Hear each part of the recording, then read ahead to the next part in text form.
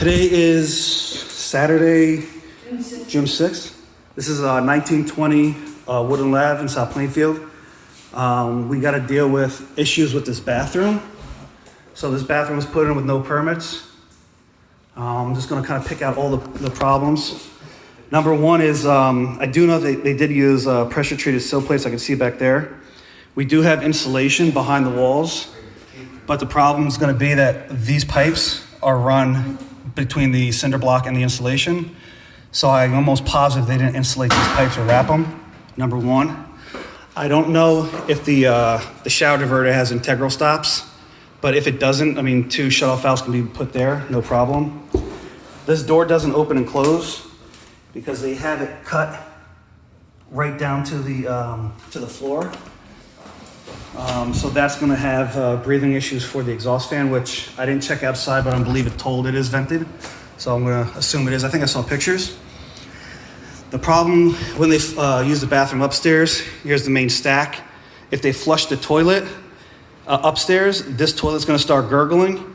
And if you run water in the sink and the toilet is filled, you're going to have water backing up here. So this is what happens when you flush the toilet. So it does not go down. A reason that can be is because this toilet was here before. I'm suspect that the flange and the elbow, when it goes this way, and it connects into this pipe, whether it's a new elbow down here, or if they put a Y connection, I believe that what's happened is actually this pipe here is on a little bit of a back pitch because of all the testing we've done. But the plan is that we would break up this floor, this concrete, and wherever this pipe is right here, go underneath the concrete, come up the wall, and then we would add an auto vent, Studer vent, and we'll add the Studer vent, and we'll add a cover in there so we can have the airflow. This is not part of our job or our problem, but if we help to fix out, you can see that this piece here, they all go up. And then, I mean, look how much space I have. Any water in here is going to get trapped. And, I mean, the quality is really not the greatest. But, like, the grout was cracking, and now we have gaps back there. So the grout should just be refilled. They missed a little grout there. But that should all be siliconed. We would need a scutcheon above the shower can. They have a space heater plugged into the GFI. The reason being, you'll see there's no heat anywhere else in the house here or the bathroom. Option 1 would be replace the exhaust fan and put a heat fan combo. The heat fan combo, we'd have to run a dedicated line to the electric panel, which is right over there. Or we can add an electric baseboard heat here. Either which way, that's going to need a dedicated line to go over there. The drain for the sink is no good. That's an S-trap. So we would have to cut all this stuff out. We can still have, maybe make this more straight, but we can put a T right here. We can go into the wall, and again, we could come up and we can put an auto vent. And on the opposite side of this wall, up here is where we could put the vent plate cover for it to breathe. Since we're gonna have to rip the floor up, that means that the vanity's gonna have to come out. The toilet's gonna have to come out. We gotta rip or pull up the laminate. We'll try to save it and maybe put it back in the same place. Hopefully they have more. If not, we'll just have to get new stuff. But we'll have to also repair the concrete. In the event, the worst case scenario, the bathroom may have to get ripped out. We won't know until we open the floor, because if I'm correct, which I'm 70% sure about this, if this pipe is back pitched, then there's gonna be 2 options. We would have to put a macerating pump in here to pump up and out and then connect into the drain. Or we would have to build a platform and raise this whole bathroom. We're trying not to do that because the ceiling height, let me measure this real quick. The ceiling height is not that big as of right now. So bear with me. So the ceiling height is 6'10", let's call it 6'11". But if we lose, we'll say 4 inches, I mean, we're gonna be at 6'6". And then you're gonna have a step up. What else we got at the bathroom? I think that's pretty much it. I'm assuming that there's insulation behind that wall and behind this wall because I stuck my fingers here, I can feel the insulation. So let's assume that it was done. Let's just assume that it was properly done. The sump pump. The sump pump, you'll see down below, right there, we have the drain pipe. There's water in here, but if you notice, there's no check valve. So this doesn't have a check valve. That pipe, I believe this was just for in here.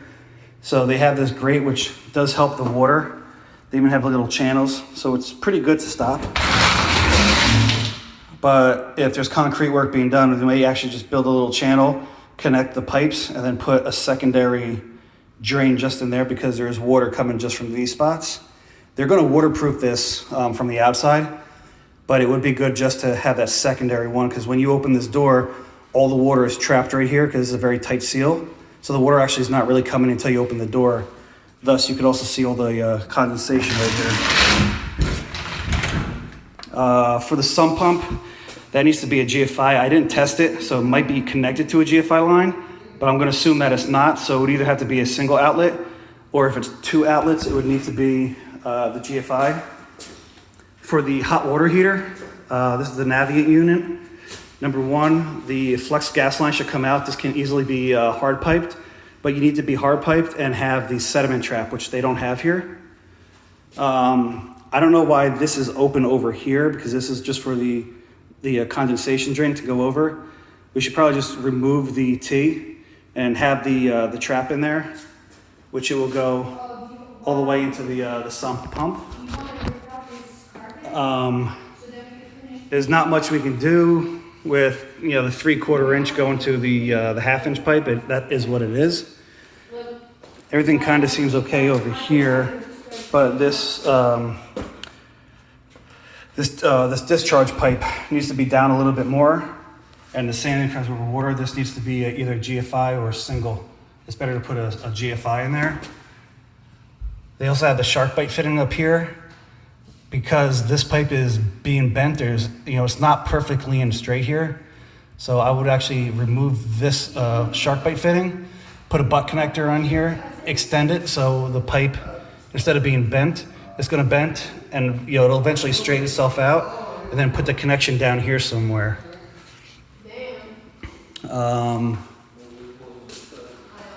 This is the gas line for the laundry. That needs to also have a sediment trap. They have a GFI, so that's fine. Aside from the sediment trap, everything else seems like it should be okay over here, except I would really suggest that this gets hard piped because this is dinged up and dented and you're gonna catch lint in here. So, maybe open up the seal and just hard pipe everything and then strap the hard pipe to the wall. Let's see if there's anything else. No, but you know what? While we have the door open here, I'm going to get measurements of this bathroom. So it's 8'8". I'm going from outside wall to outside wall here. 8'8" by 5'4", so this is about 40 square feet roughly.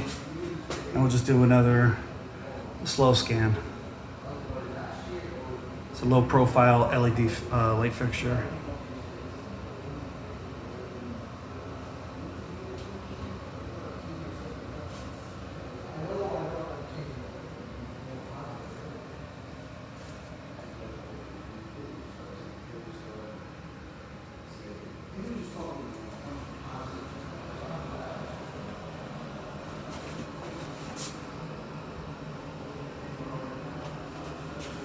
Go under here again.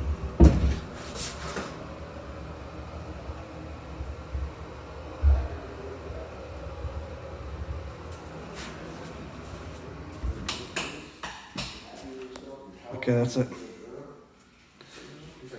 Well, one last scan over here.